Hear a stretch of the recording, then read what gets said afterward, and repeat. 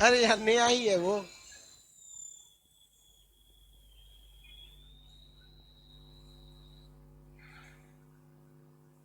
वैदिक काल, इस काल में किस चीज की रचना की गई थी?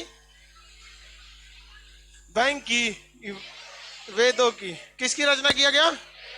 वेद की रचना करने के कारण इसका नाम क्या पड़ गया? वैदिक काल। रचना की वजह से क्या पड़ गया? वैदिक काल।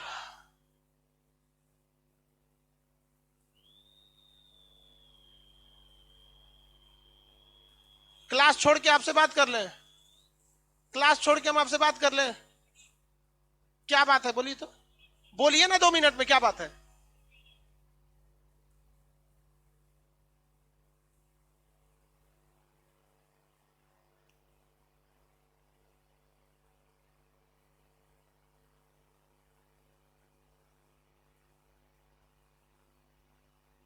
अरे यार इसी वजह से लोग, हम क्लास लेने के बाद ही मिलेंगे किसी से। क्लास खत्म होगा 10 बजे, आप आएंगे, ठीक है? बाकी इन लोग को कोई बता दीजिए, जो प्रॉब्लम होगा बता देंगे, बताइए उनको। माइक ठीक हो गया? चलिए बाबू देखिए, सही हो गया माइक। इससे पहले के क्लास में जहां तक बताए थे उसके आगे वैदिक काल के बारे में समझा देते हैं। आस पास आप पटना में ट्रैफिक ज्यादा है, देखते हैं जगह जगह पे नाली खोद दिया है सब। उसमें से जब मैं गड़िए फंस गया, हम कहीं ले गया हमको, तो घुमा के ले आना पड़ा, इसलिए लेट हो गया। देखिए वो, इससे पहले के क्लास में हम आपको सिंधु सभ्यता के बारे में बता दिए थे, कंप्लीट हो गया था। सिंधु सभ्यता के पतन का कारण क्या था? हाँ, बाघ। अब तो हम आपको वैदिक काल बता देते हैं। वह कालखंड जिसमें वेदों की रचना किया गया उसे वैदिक काल कहते हैं। आपके मटेरियल में वैदिक काल जो लिखा है वो एक एक मतलब इस ढंग से लिखा है जो मटेरियल में होना चाहिए, लेकिन आपको उस तरह से पढ़ेंगे तो याद नहीं होगा। तो एक काम करते हैं, मटेरियल में तो ये याद होने वाला भी बता ही देते हैं कैसे। देखिए, वैदिक काल की रचना में, वैदिक काल इसे इसलिए कहा जाता है क्योंकि इस काल में वेदों की रचना किया गया था। इस काल में वेदों की रचना किसने किया था? तो आर्य लोगों ने किया था। किसने किया था? आर्य। आर्य कहां से आए थे? मध्य एशिया। आर्य कहां से आए थे? मध्य एशिया। मध्य एशिया में अभी कौन देश आते हैं सर? सेंट्रल एशिया में। सेंट्रल एशिया में अफगानिस्तान के ऊपर का एरिया आता है, Kazakhstan, Kyrgyzstan, Tajikistan, Turkmenistan, Uzbekistan. समझ में आ गया कि नहीं आ गया?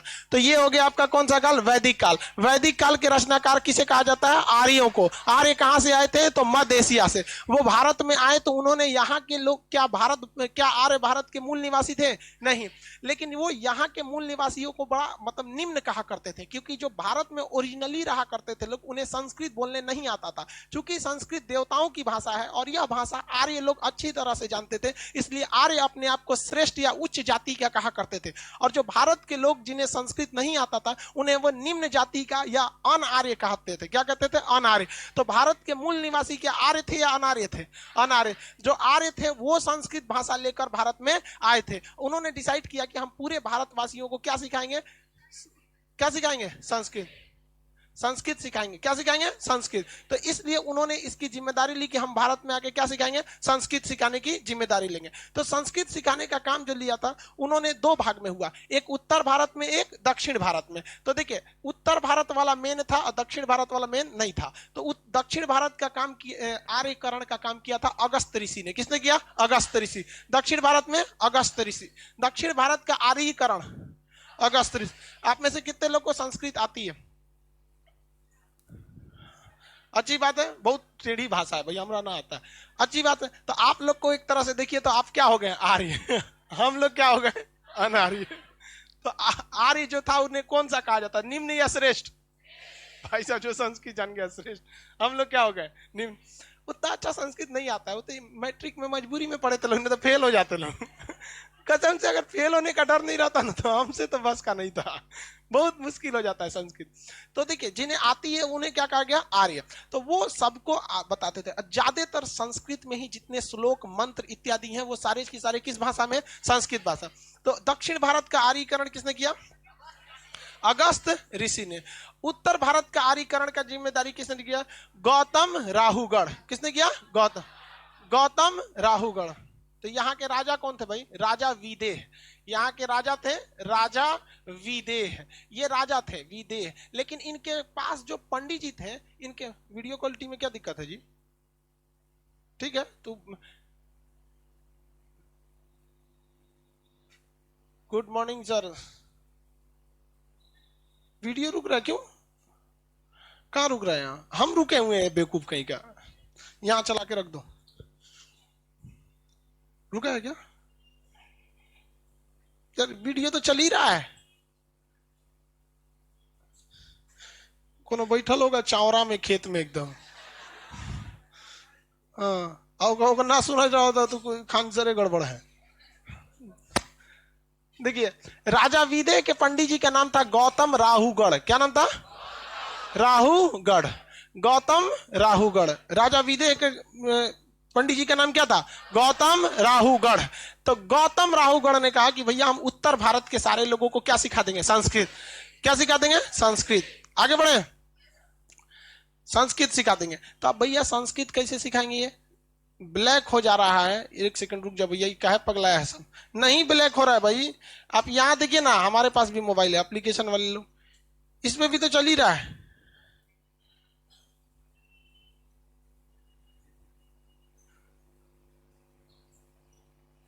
क्या दिक्कत हो रहा है जींसों को? एक दो चार्टों को दिक्कत है। जिनको दिक्कत क्या हुआ? फोन अपडेट नहीं है क्या इनका? टेलीफोन लेके बैठल है सब। सब ठीक है सर, अब ठीक हो गया सर। अरे यार, तो कभी बाई दी वे 1 सेकंड के लिए फ्लक्चुएट हो जाएगा, तो 1 सेकंड में तुम लोग 8,000 कमेंट कर देगा तो हम पगला जाएंगे। तुम लोग को भी समझ में नहीं आता है, धैर्य नाम की चीज नहीं है। तो नहीं सर, कुछ दिक्कत होगा ना? सर जी हो गया। चलो देखो यहां से, ये उत्तर भारत का आर्यीकरण किसने किया? गौतम राहुगढ़। और दक्षिण भारत का अगस्त। अब एक बात बताइए, हम आप ही से कहते हैं, एक काम कीजिए ना, आप एक भाषा सीखिए जिसका नाम, हम आपको मंडारिन भाषा सिखाएंगे, या फिर हम आपको इजराइल की भाषा सिखा देंगे। इजराइल की भाषा क्या है? मूसा। इजराइल की भाषा हिब्रू। इजराइल की भाषा कौन सी? हिब्रू। हम आपसे कहते हैं हिब्रू भाषा सीखिए। आप सीखिएगा क्या है? हम आपसे कहते हैं इंग्लिश भाषा में काम करेंगे, मान के चले हम कहें हम आप लोग को इंग्लिश फ्री में सिखाएंगे, सीखेंगे? तो देखिए भाई, दुनिया का दस्तूर है, जब तक आपको फायदा नहीं है आप यहां आएंगे नहीं। दुनिया में डर, जरूरत, इंसानियत, ये 3 चीज ही पूरी दुनिया को अभी तक रोक के रखी है। आपको कहीं ना कहीं जरूरत है इंग्लिश की, या फिर डर है कि शायद इंग्लिश नहीं रहेगा तो एसएससी नहीं निकलेगा। जरूरत और डर, ये दुनिया का सबसे बड़ा चीज होता है। और इंसानियत, ये अगर नहीं रहेगा तो फिर तो आप पूरी तरह प्रोफेशनल हो जाएंगे। तो आपको कहीं ना कहीं जरूरत है। तो लोगों ने कहा कि भैया हम संस्कृत काहे सीखेंगे? हम देखिए, एप्लीकेशन वालों को पता था हिब्रू, यही सबको। एक सच में बात बताते हैं ना आप लोग को, बहुत मजाक में आप पढ़ते हैं लोग, पटना वाले लड़के बहुत सीरियस लेके नहीं पढ़ते हैं आप लोग। थोड़ा यहाँ पे लाल पीला हरा ज्यादा दिखता है आप लोग। तो सबसे पहला बात बताइए, कोई ना कोई फायदा दिखना चाहिए। तो फायदा ये दिखा कि भाई संस्कृत में श्लोक मंत्र बहुत ज्यादा थे। कुछ पढ़ दीजिए, मतलब पहले के जमाने में अगर महाभारत रामायण देखिएगा तो तीर नॉर्मल रहता था। नॉर्मल है, ये तीर धनुष रहता था, तान के एकदम धाए, सब यहाँ पत्थर का बन जाए, सब खत्म कहानी। ऐसे मंत्र वगैरह था। तो गौतम राहुगढ़ ऐसे ऐसे कुछ मंत्र वगैरह पढ़ रहे थे, जिससे कि लोग बहुत प्रभावित हुए और वो आर्य की ओर तब्दील होने लगे। तो ये उनका उद्देश्य था। इन्होंने एक मंत्र पढ़ के मुंह में ना आग की ज्वाला बना लिया था, और बुतिये नहीं रहा था। लेकिन उस मंत्र में ऐसा था कि मतलब ये बुझनी नहीं चाहिए, एक बार बुझ गया तो दोबारा नहीं लगेगा। तो ऐसे पूरे भारत का ये आर्यीकरण क्या कर रहे थे? करते आ रहे थे। लेकिन जब ये हाजीपुर के पास पहुंचे, सोनपुर के पास, पटना पार किए, तो उनका नदिये में गिर गया ज्वाला। अब भूत आ गया। अब वो पटना नहीं आ पाए, और यहीं से क्या हो गए? लौट गए। और वो श्राप दे के लौटे थे कि ये अछूतों की भूमि है। अरे भाई, पटना वाला बुरा मत मानेगा, ये अर्थर्वेद में लिखा हुआ है, और गौतम राहुगढ़ का बात था, ये हमारा बात ना है। कोई हमारे पीछे पड़ जाएगा कि अछूत की भूमि कर है भाई, वो उस समय का बात था। ठीक है, तो ये किसकी बात हो गई भाई? गौतम राहुगढ़। किसकी? गौतम राहुगढ़। तो ये हो गया भैया अगस्त ऋषि ने इन लोग का क्या कर दिया? दक्षिण भारत का, और गौतम राहुगढ़ ने उत्तर भारत का। ये तो आपको नॉर्मली याद हो जाएगा। इस समय सिंधु सभ्यता से अलग चीज थी। देखिए, सिंधु सभ्यता में भी कृषि था और यहां भी कृषि था, बट सिंधु सभ्यता में कृषि के साथ साथ व्यापार था। कृषि के साथ साथ व्यापार। बट यहां कृषि के साथ साथ व्यापार नहीं था, पशुपालन था। क्या था? पशुपालन। जबकि आप वहां देखेंगे सिंधु सभ्यता में तो पशुपालन ज्यादा महत्व का नहीं था। और वहां अगर देखेंगे सिंधु सभ्यता में तो पशु में सबसे ज्यादा एक सींग वाला एगो जानवर फेमस था, जिसका शकल बैल की तरह लेकिन सींग गेंडा की तरह। कौन सी था सोचा पता ही नहीं चला। वहां पे एक सींग वाला गेंडा कह दीजिए वहां पे। जबकि यहां सबसे ज्यादा फेमस कौन सा जानवर था? गाय। गाय के हिसाब से आप अमीर हैं या गरीब हैं। अगर आपके पास गाय ज्यादा है मींस क्या है? आप अमीर हैं। और अगर गाय कम है तो गरीब है। तो गरीबी और अमीरी का डिसाइड किसके आधार पर होता था? गाय का। किसी का गाय खो जाएगा तो ये रिस्पॉन्सिबिलिटी थी राजा की कि राजा क्या करेगा? उसके गाय को ढूंढ कर देगा। इस घटना को गविष्टि कहा गया। क्या कहा गया? गविष्टि। और अगर किसी ने गाय की हत्या कर दिया तो ससुरा का मृत्यु दंड दे दो। ये गोरखा खड़ा हो, कहां देख रहा था तुम उधर?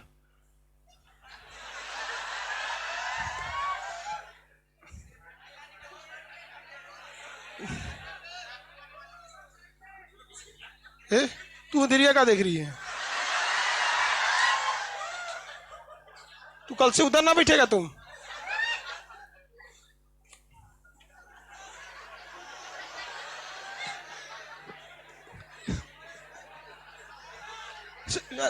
ना लड़के कम है ना लड़की है कम है। सब रद्द है सब। अरे बबुआ तू इधर देख, पढ़ाई कर यहाँ पे, ना तो तुरते ना देखा तू हमको। आज जाके मार्केट में से खरीद के 10-15 ठो राखी यहाँ रख देना। चलो देखो ध्यान से, और कौन है इधर? चलिए ध्यान से देखते इधर। कहां तक बताए थे? तू कहा बता रहे थे? बोका डिस्टर्ब कर दिया। हाँ गाय वगैरह बता। हाँ चलिए ध्यान दो इधर। गाय वगैरह के बारे में बता रहे थे, गविष्टि के बारे में बता दिए थे। देखिए गाय की हत्या पर मृत्यु दंड की भी क्या की गई थी? सजा दी गई थी। और गाय देखिए इसमें ना, जब वो भारत में आए थे आर्य, तो यहाँ सारे राजा तो आर्य थे नहीं, यहाँ तो अपने लोकल भी राजा थे सब छोटे मोटे, तो यहाँ छोटे मोटे भी राजा थे सब। अब यहाँ ऋग्वेद के 10वें मंडल में क्या 7वें मंडल में कह दिया कि यहाँ एक युद्ध की चर्चा है जिसे कहा गया दशराज का युद्ध। क्या कहा गया? दशराज। 10 राजाओं ने मिलकर सोचा कि आर्यों को हरा दे। लेकिन आर्यों का सबसे मजबूत जो कबीला, कबीला मतलब युद्धक श्रेणियों का एक दस्ता। युद्धक श्रेणियों का क्या होता है? दस्ता। जैसे कबीला नहीं समझते हैं, युद्ध जैसे किसी लोगों के एक ग्रुप में से जो फौजियों को निकाल के बनाया जाता मेन, तो कबीला। तो आर्यों का कबीला बहुत जबरदस्त था। तो हर कबीला का कुछ ना कुछ नाम होता है। जैसे भारत में भी अभी देखेंगे तो Rajput regiment, grenadier regiment, Sikh regiment, Kumaon regiment, Naga regiment होता है कि नहीं होता है? होता है। बिहार रेजिमेंट, ये बिहार रेजिमेंट वाला धोया था सब गलवान में चाइनीज वाला को जून में धोया था ना। सिख रेजिमेंट पंजाबी वाला, तो पंजाबी रेजिमेंट वाला तो अपने होता है 7-7 फुट के। ओए सग्गा पुत्र की करिया रे तू अब बेचारा चाइनीज वाला इतनी ऐसे करे सरदार जी इधर से चल जाए सरदार जी इधर से। तो भारत में भी क्या है? कबीले हैं। तो उस समय सबसे आर्यों का मजबूत कबीला का नाम था भरत कबीला। कौन नाम था? भरत। इस 10 राजाओं के युद्ध में, दशराज के युद्ध में कौन विजयी हो गया? भरत कबीला जीत गया। आर्यों का कौन सा कबीला? भरत। उससे क्या बन गया नाम भारत का? भारत। क्या हो गया? भारत। लेकिन भारत में ये आर्य जो थे वो पूरी तरह से नहीं छाए थे, बल्कि ये धीरे धीरे एंट्री मारे थे मध्य एशिया से भारत की ओर। अब मध्य एशिया में इन्होंने आए थे तो भारत में पंजाब की ओर आए थे। कहां आए थे? पंजाब। कहां आए थे? पंजाब। पंजाब में कितनी नदियां? कितनी? 5। और जब ये आज के पंजाब में 5 नदियां जाती हैं, लेकिन ये एरिया पंजाब में उन्होंने कब्जा किया और इसके ऊपर एक सिंधु नदी और यहाँ घग्गर नदी। तो 5 गो तो नदी ऐसे ही थी, सिंधु और घग्गर, 2 और जोड़ लिए कितना? 7। इसलिए इनके प्रारंभिक निवास स्थल, इनका प्रारंभिक निवास स्थल को क्या कहा जाता है? सप्त मतलब 7, सैंधव मतलब नदी, सप्त सैंधव प्रदेश। क्या कहा जाता है? सप्त सैंधव प्रदेश, सप्त सैंधव प्रदेश। तो बताइए आर्य आए कहां थे? मध्य एशिया से। भारत में कैसे प्रदेश में रहे थे?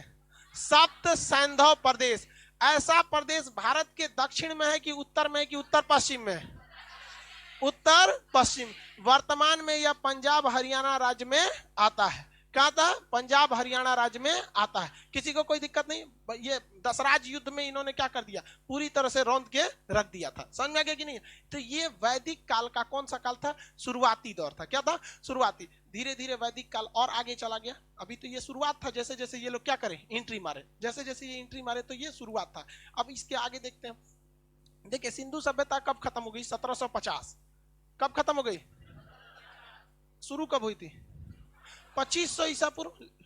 2500 ईसा पूर्व से चालू हुई थी। कहां खत्म हो गई?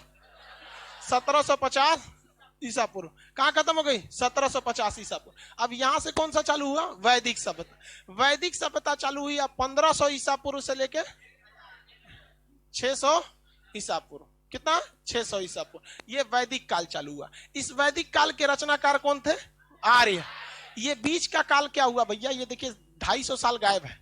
क्या है? 250 साल गायब है। देखिए ये तो 1750 है और ये कितना है? 1500 है। तो बीच का जो 250 साल है इसे हम ट्रांजिशन बेल्ट कहते हैं। क्या कहते हैं? Transition belt. कौन सा बेल्ट? ट्रांजिशन। जब एक सभ्यता दूसरी सभ्यता की ओर बढ़ रही होती है तो बीच में एक ऐसा दौर आता है जिसमें कोई काम नहीं हो पाया रहता है, जिसके आप एग्जाम्पल भली भांति समझ सकते हैं।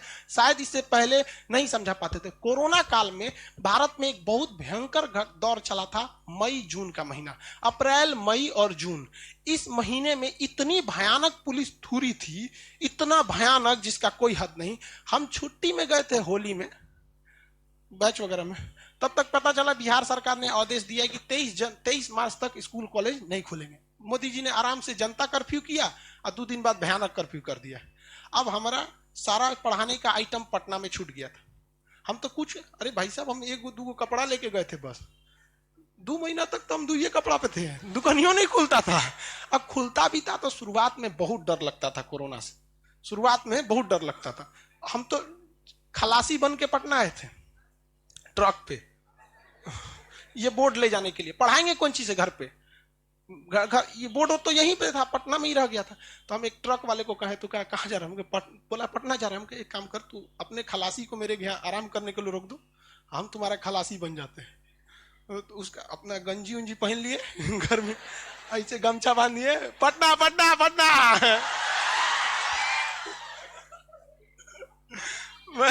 आए यहाँ पटना। और उसके बाद से 1 महीना तक तो हम व्हाइट बोर्ड पे पढ़ाए थे। आप मेरा मार्च और अप्रैल का वीडियो देखेंगे तो मार्कर से व्हाइट बोर्ड पे पढ़ाते थे। उसमें मजे नहीं आता था पढ़ाने में। तब मई में जब आए यहाँ पे, ट्रक वरक से लेके गए यहाँ पे, तब उस पे, इस सब पे वीडियो बनाए थे। तो आप देखेंगे भारत में बहुत एक ऐसा दौर चला था जिस बीच भारत ने कुछ नहीं कर सका। तो हमने दो समाज को देखा। एक ऐसा समाज जो कोरोना से पहले था और एक ऐसा समाज जो कोरोना के बाद में था। तो इस बीच में देखिए, कोरोना काल में कोई कुछ काम किया है? नहीं।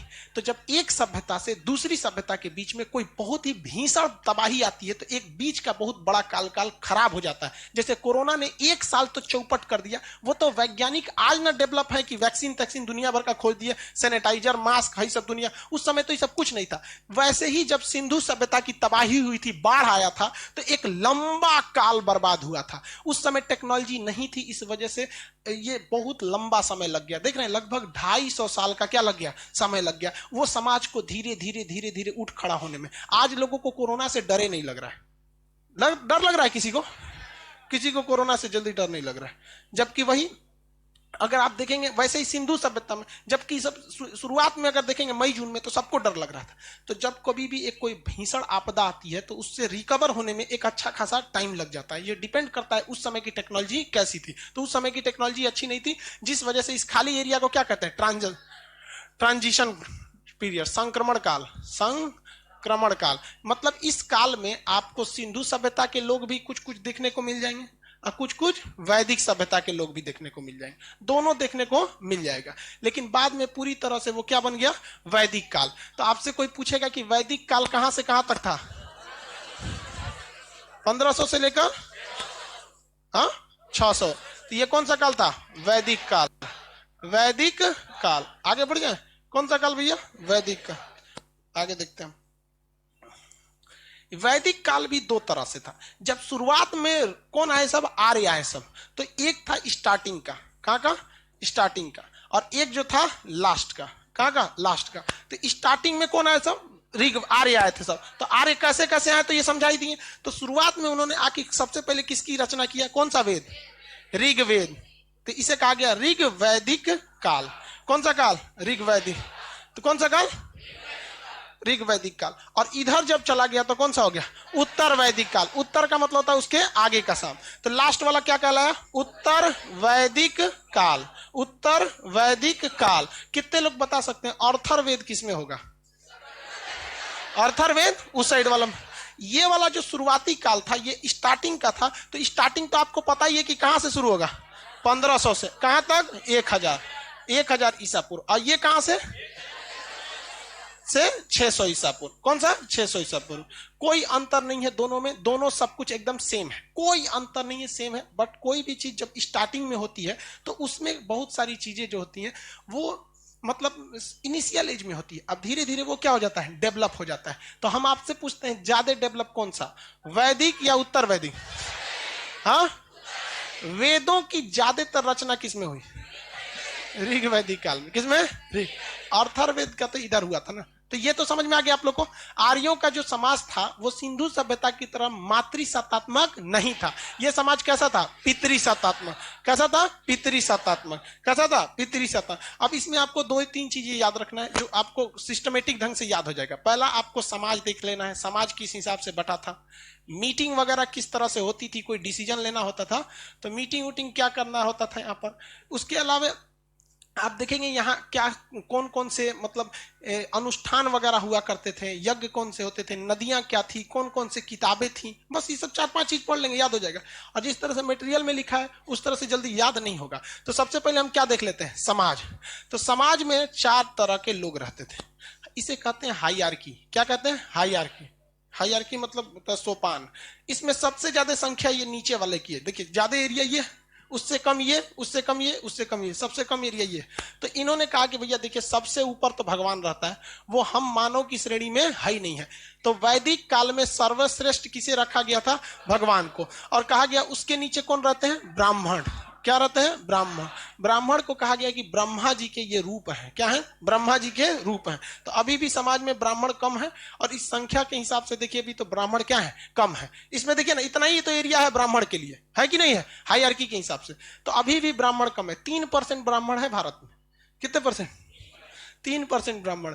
जबकि जितना भी बड़ा पोस्ट देखिएगा उसमें 70% में कौन है, ब्राह्मण। इसका मतलब ये नहीं कि ब्राह्मणों ने छल कपट से नौकरी लिया है या उन्हें किसी ने आरक्षण दे दिया है। वो कम खाएंगे लेकिन पढ़ाई ज्यादा करेंगे। अमीर गरीब कैसा भी रहेगा लेकिन वो पढ़ेगा। इसलिए आप सबको कहते हैं परिस्थिति को मत कोसिए। कोई आरक्षण वगैरह किसी आप में से पंडित जी लोग हैं कि नहीं जी, हाँ बहुत है लोग आप लोग। कोई आरक्षण मिला आज तक, डर ये हाथों नहीं उठा रहा है। अरे भाई इस पे क्या दिक्कत है, हाथ उठाने में क्या जाता है। लेकिन वो लोग मेहनत किया है। उसके नीचे कौन आते थे भैया, क्षत्रिय। कौन थे, क्षत्रिय। कौन है, क्षत्रिय। तो ब्राह्मण के नीचे क्षत्रिय, ब्राह्मण के नीचे क्षत्रिय। क्षत्रिय का अर्थ होता था जान बचाने वाला या रक्षा करने वाला। उसके नीचे बिजनेसमैन जिसे कहा गया वैश्य। क्या कहा गया, वैश्य। क्या कहा गया, वैश्य। उसके नीचे सेवा करने वाला शूद्र। कौन सा हो गया, शूद्र। तो 4 समाज था। क्या समाज था, 4। अब इसमें भी 2 विडंबना देखिए। हमारा जो वैदिक काल था, कौन सा काल, वैदिक काल। ये कहां से कहां तक था, 1500 से लेके 600। 1500 से लेके 600। इसमें कितने थे, एक तो पहला कौन था, ऋग वैदिक। पहला ऋग वैदिक कहां से कहां तक, 1500 से लेकर 1000। 1500 से लेकर 1000। और दूसरा उत्तर वैदिक। कौन सा था, उत्तर वैदिक। उत्तर वैदिक कहां था, 1000 से 600। 1000 से लेकर 600। अब ये जो समाज आप देख रहे हैं, ये समाज, इसमें ब्राह्मण क्षत्रिय वैश्य ये लोग, ये समाज भी जो था ये 2 तरह से था। देखिए ऋग वैदिक काल में कहा गया कि आपकी जो जाति है वो जाति का निर्धारण होगा कि आप काम कैसा करते हैं। जाति का निर्धारण किस आधार से होगा, काम कैसा करते हैं। जैसे मान के चलिए कि इसमें आप में से कोई लड़का स्टूडेंट पढ़ाई कर रहा है और इसमें पढ़ने के बाद कोई पीएचडी कर लिया, टीजीटी यूजीटी करके एस्टेट या सीटेट निकाल के टीचर बन गया। क्या बन गया, टीचर। तो किस श्रेणी में चल गया, ब्राह्मण। इसमें से किसी की नौकरी हो गई और वो चला गया कहां पर भाई, डॉक्टर बन गया। क्या बन गया, डॉक्टर। तो डॉक्टर क्या करेगा, जान बचाएगा। तो जान बचाने वाला क्या होता है, इसमें कोई दरोगा में हो गया क्षत्रिय, आर्मी में हो गया हाँ क्षत्रिय, कोई इसमें बड़ा हो गया, कोई बहुत बड़ा का बिजनेसमैन हो गया, कौन हो गया वैश्य। समझ में गया। मान के चलिए आप में से किसी का नौकरी नहीं हुआ, हाँ तो किसी प्राइवेट ऑर्बिट की जगह काम करेंगे ना शूद्र। मान के चलिए लड़की सब का भी नौकरी किसी का आप में से नहीं हुआ तो क्या कीजिएगा, ससुराल में जाके आटा बेलिएगा, सुबह उठते कौन सी हो जाएंगे शूद्र। शूद्र का अर्थ होता है सेवा करने वाला। शूद्र का अर्थ क्या होता है, सेवा का। तो जब तक ऋग वैदिक काल था, जब तक ऋग वैदिक काल था, यानी जो ओरिजिनल आर्य थे शुरुआत में, उनके नियम के अनुसार एक ही परिवार में कई जाति के लोग रहते थे, एक ही परिवार में कई जाति के लोग रहते थे। जैसे मान के चलिए हम टीचर हैं तो हम दूसरे को शिक्षा दे रहे हैं, पंडित जी भी तो क्या करते हैं, शिक्षा ना देते हैं, आपको ज्ञान देते हैं, संस्कृत पाठ वगैरह कराते हैं, शिक्षा। तो हम कौन से हो जाएंगे, ब्राह्मण। हम क्या हो गए, ब्राह्मण। हमारा भाई मान के चलिए फौज में चल गया, तू क्या हो गया, क्षत्रिय। पिताजी रिटायर होकर सोच रहे हैं कि बिजनेस उन्नेस कर ले, तो क्या हो गया। अब मेरी माँ घर में कुछ नहीं करती, सेवा करती है, खाना वाना बनाती है, क्या हो गई, शूद्र। ले भैया एक के घर में कहोगे जात। ये अच्छा था या नहीं था, बहुत परफेक्ट था। लेकिन आने वाले वक्त में धीरे धीरे ऐसा होने लगा कि इंसान की मानसिकता बनने लगी ये 500 साल में कि ज्यादा वैल्यू ब्राह्मण को मिल रहा है। जबकि ब्राह्मण का अर्थ उस समय क्या था कि भैया आप शिक्षित हैं तब, तो ज्यादा वैल्यू किसे मिल रहा है, ब्राह्मण को। तो धीरे धीरे धीरे धीरे उन लोगों ने क्या कर दिया, इसको वंश के आधार पर कर दिया। तो उत्तर वैदिक काल में जाति का निर्धारण किसमें था, वंश के आधार। जबकि शुरुआत में देखेंगे ऋग वैदिक काल में तो किसके आधार पर, कर्म के आधार। किसके आधार पर, कर्म के आधार। तो प्रारंभिक ऋग वैदिक काल में जाति का निर्धारण कर्म के आधार पर, जबकि उत्तर वैदिक काल में जाति का निर्धारण वंश के आधार पर। आज भी जाति का निर्धारण वंश के आधार, जाति का निर्धारण वंश के आधार पर। आज अगर आप किसी दूसरे जाति में हैं और चारों वेद के ज्ञाता हो गए, यानी चतुर्वेदी हो गए, या तीनों वेद के ज्ञाता त्रिवेदी, या दो गो तो द्विवेदी, या एगो वेद तो वेदी, किरण वेदी, एक ऐसे एक सेंस है। लेकिन आप समझिए ध्यान से, आप किसी दूसरे जाति के हैं, कितना भी वेद पढ़ लिए, तो अभी भी आप पे कौन सा नियम लगेगा, उत्तर वेद। क्या आप ब्राह्मण कहलाएंगे, नहीं, नहीं कहलाएंगे। ब्राह्मण जब भी कहलाएंगे, अब कौन कहलाएंगे, पंडित जी के लड़का, क्या कहलाएंगे, ब्राह्मण। तो पहले जाति का निर्धारण कैसे था और अभी जाति का निर्धारण समझ में आ गया कि नहीं। बाकी जाति सही है या गलत है, ये पॉलिटी का विषय है। वो आप जब पॉलिटी पढ़ेंगे ना तब आप उसमें पढ़िएगा, आरक्षण सही है या आरक्षण गलत है, ये बहुत कंट्रोवर्शियल टॉपिक होता है। जिनको जिनको आरक्षण मिलता है उसको लिए सही है, जिसको नहीं मिलता है उसको गलत है। हिंदुस्तान की सबसे बड़ी खराबी यही है कि भैया हमारी जो विचारधारा है ये बदलते रहती है हमारी जरूरत के हिसाब से। हमको जहां जो सही लग रहा है नहीं ये सही है, गलत लग रहा है तो ये गलत। तो हम लोग मेन मुद्दे पे नहीं देखते। कुछ हद तक आरक्षण कुछ कुछ जगहों को देखेंगे तो वहां आपको सही लगेगा, नहीं यहाँ मिलना भी चाहिए। और कुछ ऐसे भी जगह है जहां आपको लगने लगेगा नहीं यहाँ आरक्षण देकर क्या है, गलत है। तो ये सब डिसाइड सुप्रीम कोर्ट करेगा। ये जाति समझ में आ गया, किसी को दिक्कत है, जाति का निर्धारण। अब इस जाति में भी अब देखिए मीटिंग में भी होने लगा। मीटिंग जब किया जाता था, मीटिंग मतलब समझते थे बैठक, सभा, क्या था, कोई भी मीटिंग को हिंदी में क्या कहते हैं, पंचायत। पंचायत, जो पंचायत होता था यानी जो मीटिंग बैठ के की जाती थी, ये भी तीन तरह से, कितने तरह से, तीन तरह से। एक होता था सभा, क्या होता था, सभा। एक होती थी समिति, समिति, और एक होती थी विदत, विदत। सभा किसका संघ था भाई, सभा, समिति और विदत। देखिए आपके मटेरियल में है कि नहीं है, नहीं है, है सभा। देखिए उसमें संभ्रांत लिखा होगा, पढ़िए क्या लिखा है। सभा किसका संगठन था, साधारण लोग का। उसके नीचे देखिए समिति, उच्च वर्ग के लोगों का। तो उसमें आप मटेरियल में लिख लेंगे संभ्रांत। देखिए कोई बात नहीं, यहाँ सुन, खैर मटेरियल तो हम सुधारने के लिए बोले थे ना, छोड़िए। यहाँ देखिए संभ्रांत क्या था, संभ्रांत। संभ्रांत का मतलब होता है उच्च। एक बार क्वेश्चन पूछा था कि वैदिक काल में संभ्रांत लोगों का संगठन कौन था, तो ऊंचे लोगों का संगठन कौन था, समिति। और सभा किसका था, साधारण, साधारण लोग का क्या था, सभा। समिति क्या हो गया भैया, संभ्रांत लोग का। और विदत जो था ये कॉमन था, इसमें महिला पुरुष ऊंच मतलब उच्च नीच सब लोग इसमें क्या हो सकते थे, आ सकते थे। तो टोटल पंचायत की कितने लेयर थे, तीन, सभा, समिति, विदत। सभा, समिति, विदत, समाज कितने टाइप में थे? समाज चार, समाज समाज समाज और पंचायत कौन कौन? सभा समिति विदत, सभा समिति विदत, सभा समिति विदत, सभा समिति विदत। किसी को कोई दिक्कत नहीं है? सभा समिति विदत। सभा कैसे लोगों का संगठन था? समिति संभ्रांत या उच्च। महिलाएं किस में शामिल हो सकते हैं? हाँ, ज्यादा भीड़ किस में लगेगा? विदत में। तो सबसे ज्यादा चर्चा किसकी हुई है? हाँ, विदत में। किसी को कोई दिक्कत नहीं, आगे बढ़ जाए। सभा समिति विदत कितने तरह का था भैया? अब इसमें यज्ञ जो होते थे इस काल में, यज्ञ दो चीज देख लिए आप। कौन कौन चीज देखे आप? समाज देखे। क्या देखे? समाज। दूसरा पंचायत वगैरह, पंचायत। तीसरा देखते हैं अब यज्ञ। कौन सा? यज्ञ। यज्ञ, यज्ञ तीन टाइप के थे। यज्ञ कितने टाइप के? तीन। भाई समाज कितने टाइप का था? पंचायत। यज्ञ देखते हैं क्या जी? यज्ञ तीन टाइप का। पहला था आपका अश्वमेघ यज्ञ। कौन सा? अश्वमेघ यज्ञ। अश्वमेघ यज्ञ, ये अश्वमेघ यज्ञ एक अझुराने का तरीका था। किसी से लड़ाई करने का क्या होता था? तरीका होता था। जब हम बहुत ज्यादा बलशाली है ना तो कोनो से जाकर लड़ जाएंगे इससे, और के बाद तुमसे तो अझुराना फिक्स है। तो ये अझुराने का एक तरीका था। कोई राजा कमजोर है, जैसे मान के चलिए कोई बहुत बड़ा राजा है, देख रहा है कि बगल का एक गांव है, ये दूसरे राजा के अंडर में, तो एक घोड़ा लाता था सफेद रंग का। अब पंडित जी से कहता था इसका पूजा कीजिए, घोड़ा को खूब अच्छा सजा दीजिए।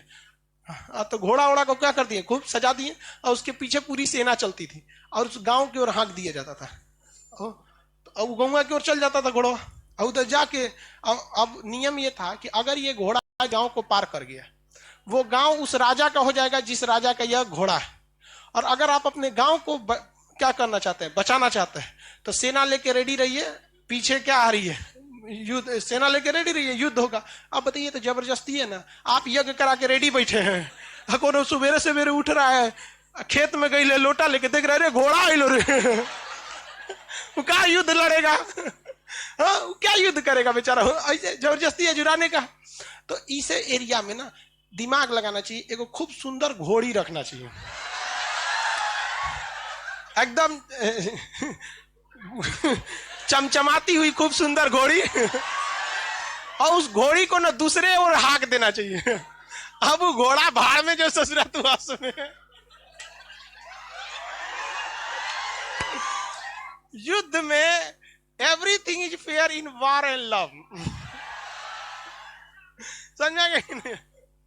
तो ऐसा ही उपाय से आदमी क्या कर सकता है? बच सकता है। तो उस समय ये टेक्नोलॉजी नहीं थी। 3-4 को घोड़ी रख दे। भाग उधर, आगे चलिए, चलिए आगे दे। 3-4 घोड़ी इसलिए करें कि अलग अलग घोड़ा का अलग अलग पसंद।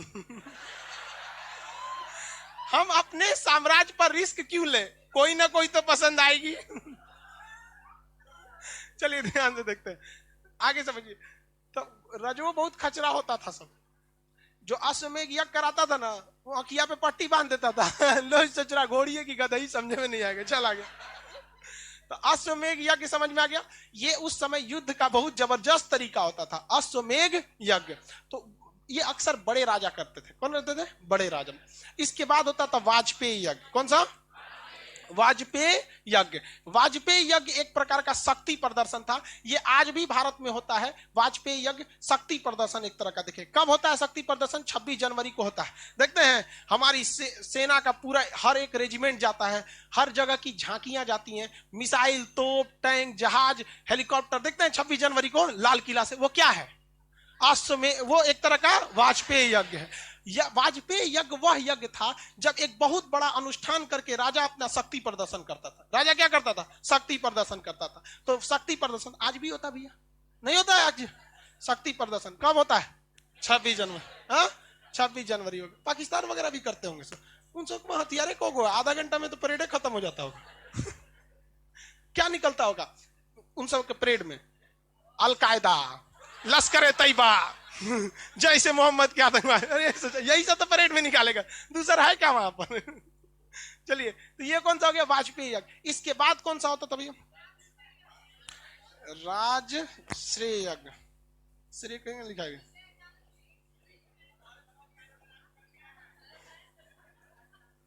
राजश्रेय यज्ञ। कौन सा यज्ञ? राजश्रेय यज्ञ। ये भी आज भी होता है, बट बहुत बड़े पैमाने पर हर देश में अलग अलग है। जैसे जो बाइडेन शपथ ले रहे थे, तो शपथ ग्रहण के समय राजा अपने श्रेय लेने के लिए, शपथ लेने के लिए कौन सा यज्ञ कराता था? राजश्रेय। आप मूवी में देखे होंगे, बाहुबली मतलब मैं, हाँ, माहिष्मति की अखंड सेना का सेनापति, वो क्या करता है? कौन सा यज्ञ होता है? राजश्रेय। उसी में पगली बैठल रहती है देवसेनवा। अरे बाप रे, वो बीख के मोटरी, उहे सब कांड की जड़ है, नहीं देखते हैं? अच्छा, भल्लाल देव उसके लिए रिलेशन के लिए लेटर लिख के भेज लेता, हमरा से बियाह कर ले, तो कह रहा तू ही हमरा से बियाह करके यहाँ हमरे अगर रह जाओ, जमाई बन के। भड़क गया। ये सब थोड़ा, वो सब खत छोड़िए, देवसेना को कहेगा, वो भुगतबो तो की थी कितना। तो वो क्या होता था? राजश्रेय यज्ञ। कितने प्रकार के? 3। कितने प्रकार के? अश्वमेध यज्ञ, वाजपेयी यज्ञ, और कौन सा? कौन सा? राजश्रेय यज्ञ। अभी भी कौन सा होता है? ये दोनों होता है। क्या होता है? दोनों होता है। आप देखेंगे 26 जनवरी को परेड से पहले अमर जवान चौक पर अग्नि जलाई जाती है, देखे जाते हैं। वो हमारी परंपरा है, हम तो कभी नहीं छोड़ सकते उसको, है कि नहीं है? तो हमारी क्या है? परंपरा है। राजश्रेय यज्ञ भी होता है। मोदी जी भी तो शपथ लिए थे, बुलाए थे, तो सबको बुलाए थे, अपने अगल बगल पड़ोस, इमरान खान वगैरह सबको बुलाना भी चाहिए। ये सब ये सब में हमें कभी नहीं करना चाहिए भाई। ये सब एक राष्ट्रीय चीज होती है। यहाँ पे अभी भी होता है। अश्वमेध यज्ञ अभी नहीं होता है, चाइना करता है। चाइना कौन सा करता है? अश्वमेध यज्ञ। गलवान घाटी में घुस गया, कह रहा है यहाँ से जाओ, मेरा है। अरे वो का कहीं का, वहां बिहार रेजिमेंट खड़ा थी। सब थूर दिया यहाँ में। समझे में नहीं आता है यार, यहाँ काहे लिए चलाता है यहाँ पे। अब वो अलग अलग काम करता है, तो वो भी सचुरा भी करता है अश्वमेध यज्ञ। तो आप क्या देख लिए? यज्ञ देख लिए, यज्ञ देख लिए। अब उसके बाद कुछ देवता लोग को देख लेते। किसका? देवता। आपको ऐसे याद हो जाएगा। ये याद हो गया कि नहीं? समाज कितना? पंचायत, यज्ञ। अब देवता देखते हैं। सबसे प्रमुख देवता कौन थे? इंद्र। कौन थे? इंद्र। वर्षा के देवता इंद्र, युद्ध के देवता इंद्र। पहले युद्ध में ना होता था तो लोग किला के अंदर रख जाते थे, किला के अंदर रह जाते थे। तो किला को क्या कहता? पुरंदर। तो किला जीतने वाला कहा जाता था किसे? इंद्र भगवान को। तो पुरंदर किसे कहा गया? इंद्र। युद्ध का देवता, वर्षा का देवता इंद्र भगवान की चर्चा कितनी बार? इंद्र भगवान 250। इसके बाद अगला कौन थे? अग्नि। कौन थे? अग्नि 200। अग्नि 200। उसके बाद वरुण। वरुण किसके थे? वायु के। अग्नि के तो पता ही हो गए, आग के देवता। अग्नि किसके? आग के। इंद्र भगवान वर्षा। वर्षा और युद्ध के इंद्र भगवान। वर्षा और युद्ध के, वर्षा और युद्ध के, वर्षा और युद्ध के अग्नि की देवता अग्नि। अग्नि की चर्चा 200। अग्नि की चर्चा इंद्र भगवान। इंद्र भगवान। पुरंदर किसे कहा गया? वायु के देवता वरुण। वायु के देवता सोम देवता। कौन सा? सोम देवता। किसके? जंगल के। उस समय जंगल बहुत ज्यादा जरूरी था, क्योंकि लकड़ी के ही ज्यादातर यूज होते थे। आज ना ये सब एसीपी, इलेक्ट्रॉनिक ही सब दुका दुका आ गया। लकड़ी धीरे धीरे क्या हो रहा है? कम हो रहा है। लकड़ी की चीजें कम में भी हो जाना चाहिए, क्योंकि लकड़ी जो है भाई साहब बहुत कम बच गया है। पेड़ पाड़ काट के पर्यावरण दिक्कत है। सोम देवता किसके थे? हाँ, मारुत। तूफान। मारुत तूफान। मारुत। सबसे बिखिया रुद्र। कौन थे? इनको क्या कहा जाए? बिखिया लिख देते हैं।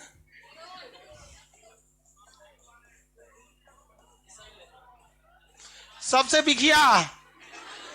अरे यार, बिखिया नहीं समझते लोग। हाँ, एकदम खिसिया। खीस से ज्यादा खतरनाक होता है बीख। खिसिया के तो आदमी खाली डांटता है, क्या कर रहा है रे? अब बीख में तो घुसिया। ये लेटर, ये क्या एक तरह का वो है, मतलब कंपैरेटिव डिग्री, सुपरलेटिव डिग्री। गुस्सा। गुस्सा क्या है? ये पॉजिटिव डिग्री है। खीस कंपैरेटिव डिग्री, बीख सुपरलेटिव। जैसे गुड, बेटर, बेस्ट, वैसे ये भी है यहाँ। समझा गया? तूफान के देवता मारुत। तूफान के अग्नि। अग्नि। पुरंदर। हाँ, तो आप समाज समझ गए? पंचायत, यज्ञ, देवता। अब दो और समझ जाएंगे, नदी और किताब। नदी और किताब। जैसे जैसे योग दर्शन, पतंजलि, उत्तर मीमांसा, ये सब किताब पढ़ लेंगे, खत्म हो जाएगा। जबकि मेटेरियल में जिस तरह उस तरह याद हो रहा है, इस तरह याद हो जाएगा। तो दोनों काम कीजिए, क्लास तो आना ही पड़ेगा। अगला क्लास कल करेंगे, कल बायोलॉजी बैच नहीं शुरू हो पाएगा, बाकी सब चीज चलेगा। मैप होगा, मैप होगा। बायोलॉजी की सूचना कल दे दी जाएगी। सर्वर में थोड़ा भी जगह नहीं है, लड़का एप्लीकेशन वाला हल्ला करने लगेगा। जो सर्वर में जैसे जगह होगा एप्लीकेशन का बैच चालू किया जाएगा। अभी निकलेंगे लोग, जिनको नक्शा करना है वो रुकेंगे लोग। बायोलॉजी का बैच आएगा 1-2 दिन के अंदर।